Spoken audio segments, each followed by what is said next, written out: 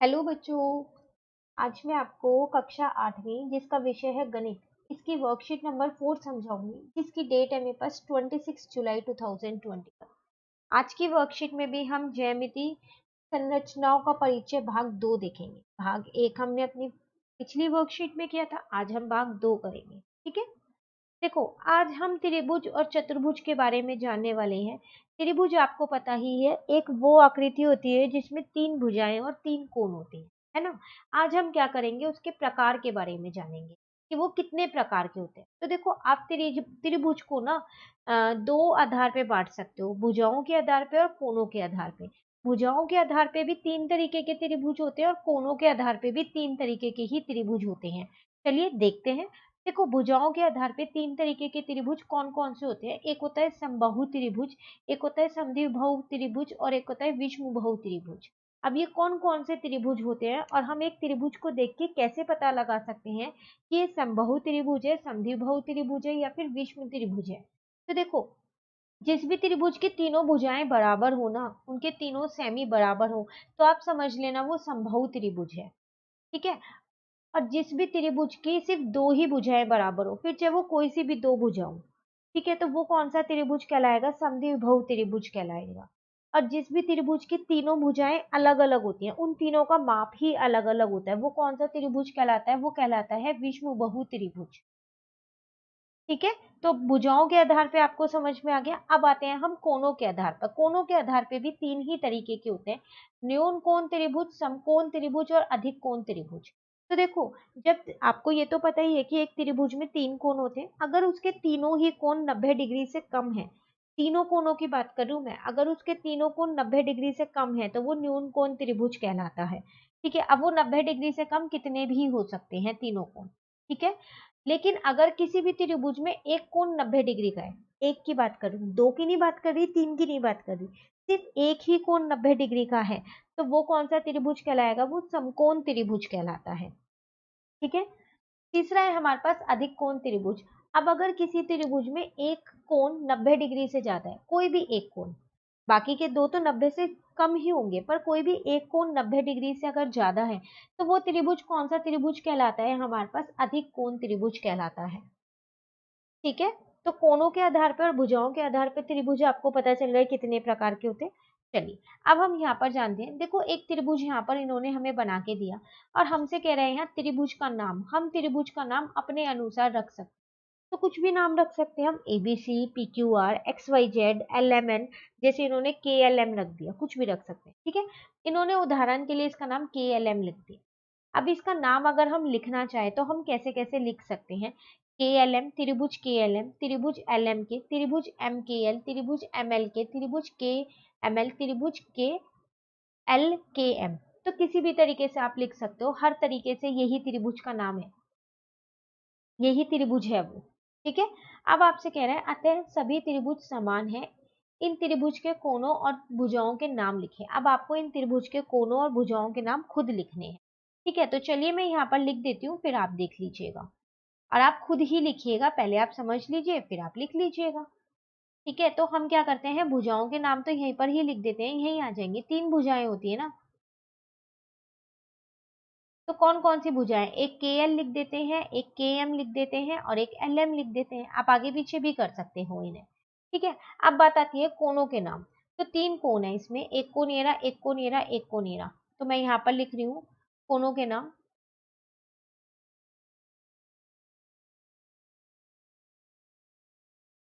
तो देखो एक कोण L वाले को मैं लिख देती हूँ KLM। ठीक है, और उसको लिख देती हूँ KML, इस वाले कोण को। ठीक है, अभी एक ही कोण रह गया है मेरे पास, कौन सा, K वाला, उसको लिख देते हैं MKL।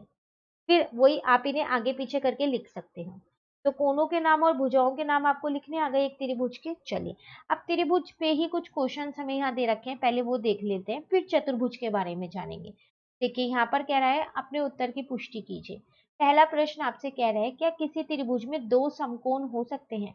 क्या हम एक त्रिभुज के अंदर 2 समकोण बना सकते हैं, मतलब 2 कोण 90 डिग्री के बना सकते हैं। देखो इतना आपको पता होगा कि एक कोण के तीनों, सॉरी, एक त्रिभुज के तीनों कोणों का योग 180 होता है। होता है ना 180। अगर मैं दो कोण उसमें समकोण बना दूंगी तो उन दोनों को मिला के ही 180 हो गया। फिर तीसरे कोण का क्या होगा, क्या वो 0 डिग्री होगा? नहीं। तो ये तो कुछ बचा ही नहीं ना, फिर ये तो दोनों का मिला के ही 180 आ गया। पर हमारे पास क्या होता है कि जो तीनों कोण होते हैं उनका योग 180 होना चाहिए। तो इसका मतलब एक त्रिभुज के अंदर दो समकोण नहीं हो सकते हैं।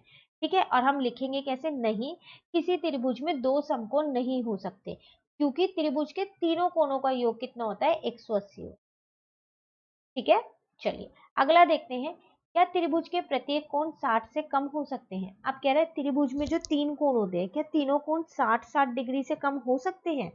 तो आप खुद सोच के देखो, अगर एक त्रिभुज मैं यहाँ बना दूं, इन सबके कोण 60 डिग्री से कम है, मान लेते हैं तीनों के 50-50 डिग्री है, तो जब आप इन्हें जोड़ोगे तो क्या इनका योग 180 आ पाएगा? नहीं आ पाएगा। अगर तीनों का योग 60-60 होगा ना, तब जाके इनका योग 180 आएगा, और त्रिभुज के तो तीनों कोणों का योग ही 180 होता है। तो अगर 60 से कम है तो फिर 180 नहीं बन पाएगा ना। इसका मतलब त्रिभुज के तीनों कोण 60 से कम नहीं हो सकते। नहीं, त्रिभुज के प्रत्येक कोण 60 से कम नहीं हो सकते, क्योंकि अगर त्रिभुज के तीनों कोण 60 से कम हुए तो त्रिभुज के तीनों कोणों का योग 180 नहीं होगा। तो आपको ये भी लिखना है ऐसे ही। ठीक है, चलिए अब करते हैं तीसरा। क्या किसी त्रिभुज में दो अधिक कोण हो सकते हैं? अधिक कोण कौन से थे? जो 90 डिग्री से ज्यादा वाले होते हैं, है ना। तो अगर दो कोण 90 डिग्री से ज्यादा वाले हो जाएंगे, मान लेते हैं कि एक त्रिभुज है, उसमें दो कोण 90 डिग्री से ज्यादा है, 100-100 डिग्री के हैं, तो इन दोनों का ही योग 200 हो गया। अभी तो तीसरे कोण का मैंने जोड़ा ही नहीं, पर तीनों कोणों का योग तो 180 ही होता है, तो ये तो 180 से ज्यादा हो जाएगा। अगर दो कोण अधिक कोण हुए तो हो जाएगा ना। तो इसका मतलब एक त्रिभुज में दो अधिक कोण नहीं हो सकते।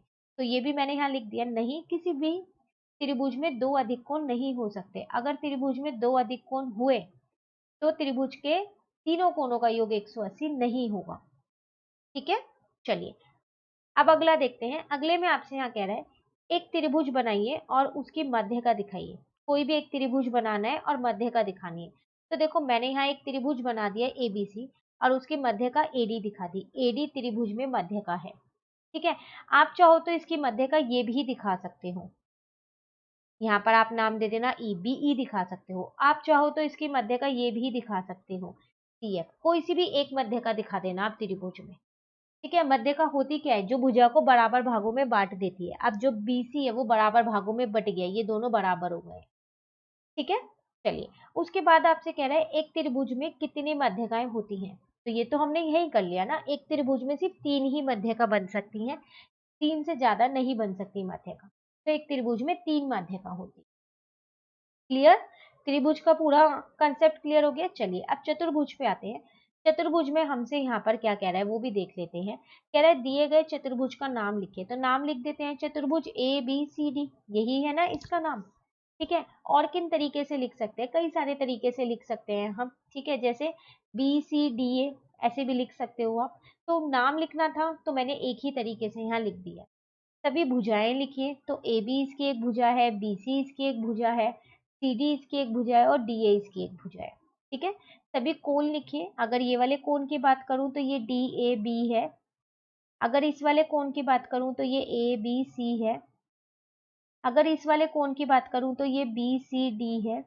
और अगर इस वाले कोण की बात करूं तो ये सी डी ए है। ठीक है, कोणों के नाम हो गए। सभी विकर्ण, दो ही विकर्ण है इसमें जो अंदर बने हुए हैं, ए सी और बी डी, दोनों के ही नाम मैंने यहाँ लिख दिए। क्लियर? चलिए अब यहाँ पर आपसे क्या कह रहा है, आपको कुछ नाम दे रखे हैं, आकार दे रखे हैं और आकार के गुण दे रखे हैं। देखो चतुर्भुज आपको पता है जिसमें चार भुजाएं होती है वो चतुर्भुज होता है। ये सब चतुर्भुज के जो है वो प्रकार है। समांतर चतुर्भुज, वर्ग, आयत, सम चतुर्भुज, समलंब, पतंग, ये सब चतुर्भुज के आकार होते हैं। ठीक है, होते सब वो ही है जिसमें चार भुजाएं होती हैं, लेकिन ये सब अपने गुणों से जाने जाते हैं। जैसे अगर आप चतुर्भुज देखो तो आपको पता है ना, त्रिभुज के तीनों कोणों का योग 180 होता है। उसी तरीके से चतुर्भुज के सारे कोणों का योग आपको पता है कितना होता है? 360 होता है।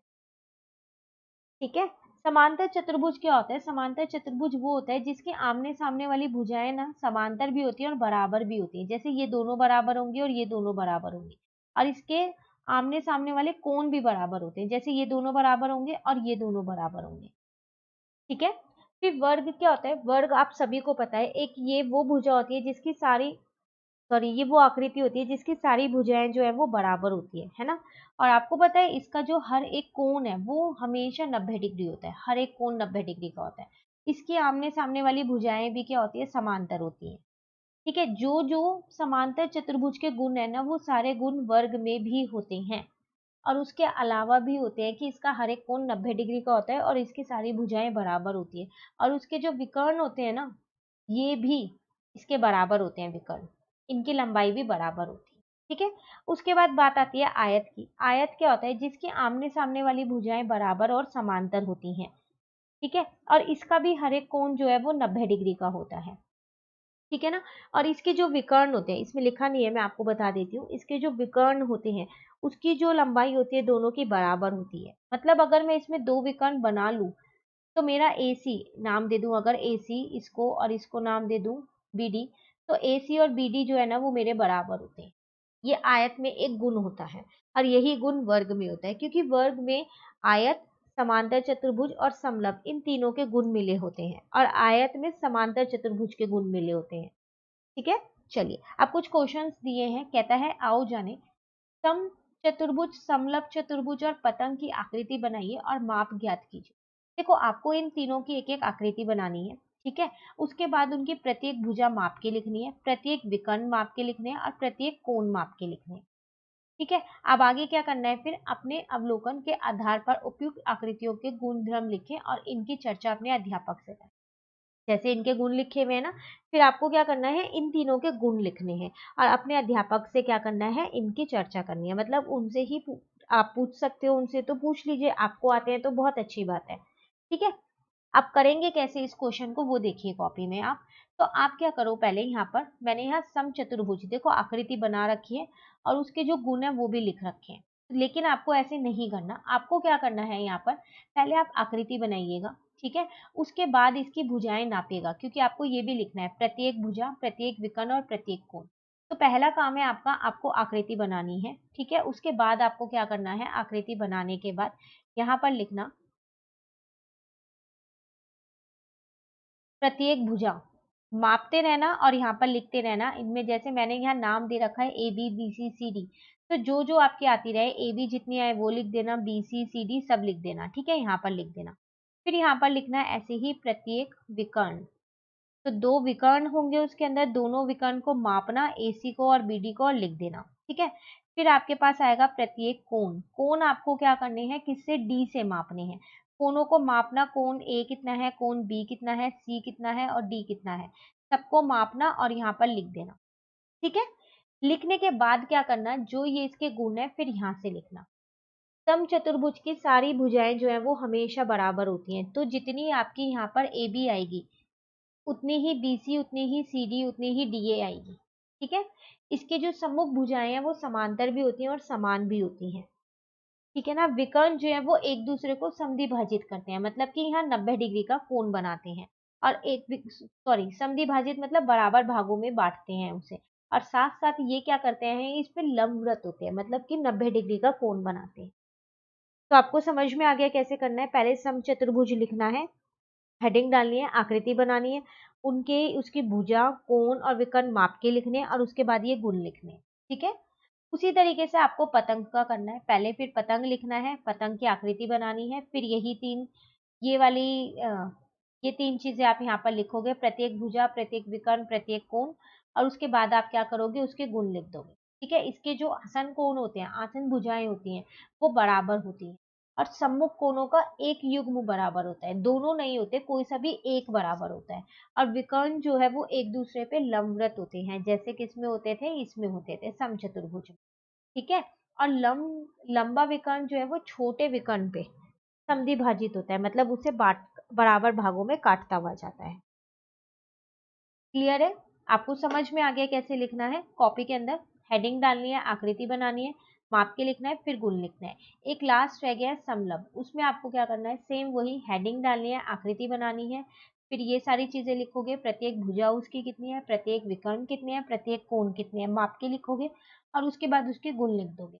इसमें क्या होता है, जो इसकी सॉरी, सम्मुख भुजाएं हैं, इनका सिर्फ एक ही युग्म समांतर होता है, मतलब कि ये दोनों ही समांतर होती है। जो असमांतर भुजाएं हैं ना, उनके जो आसन कोण होते हैं उनका योग 180 होता है। ठीक है, इसके सिर्फ दो ही गुण है। ठीक है, तो अब आपको कॉपी में पता चल गया है आपको क्या क्या करना है अपनी कॉपी में। आज की वर्कशीट में आपको पहले ये टोटल 5 क्वेश्चंस करने हैं, उसके बाद आपको क्या करना है, ये भी करना है, त्रिभुज बना के उसकी भुजाओं और उसके कोनों के नाम भी लिखने हैं। ठीक है, और उसके बाद ये चतुर्भुज बना के ये सारी चीजें भी लिखनी है, और फिर ये दोनों क्वेश्चन करने हैं। अच्छा, अभी सेकंड क्वेश्चन इसमें रह रहा है हमारा। फर्स्ट क्वेश्चन हमने समझ लिया, ये आपको करना है। ठीक है, ये आपको समझ में आ गया कैसे करना है। चलिए अब यहाँ जानते हैं, क्या समांतर चतुर्भुज के विकर्ण बराबर होते हैं? समांतर चतुर्भुज के विकर्ण बराबर होते हैं? नहीं, नहीं होते। क्यों? क्योंकि आयत और वर्ग के जो विकर्ण होते हैं वो बराबर होते हैं, समांतर चतुर्भुज के बराबर नहीं होते हैं। ठीक है, तो इसलिए इसका आंसर है नहीं। तो ये थी आपके पास आज की वर्कशीट, वर्कशीट नंबर 4, जो कि बहुत ही इंपॉर्टेंट है, क्योंकि आज हमने इसमें चतुर्भुज के गुणों के बारे में जाना। बहुत इंपॉर्टेंट वर्कशीट है, इसे बिल्कुल अच्छे से कीजिएगा। ठीक है, वर्कशीट नंबर 5 जो है वो हम अपनी नेक्स्ट वीडियो में करेंगे। तो अगर आपको ये वीडियो अच्छी लगी तो आप इसको लाइक जरूर कीजिएगा और मेरे चैनल को सब्सक्राइब कीजिए। Thank you.